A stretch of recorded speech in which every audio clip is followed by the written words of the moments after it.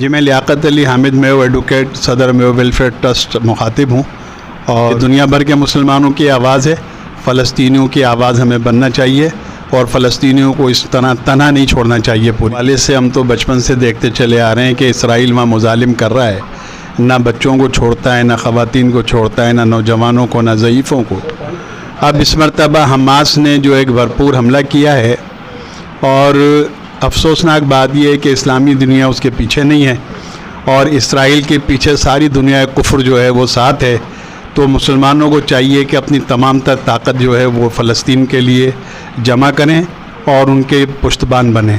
اور یہ جو عالمی اتحاد ایک فوج بنی ہے وہ کس وقت کام آئے گی؟ لہٰذا وہ مسلمان کنٹری پہ جہاں بھی مسلمانوں کو کئی مظالم ہوں تو اسلامی فوج کو چاہیے ان کے دفاع کے لیے آگے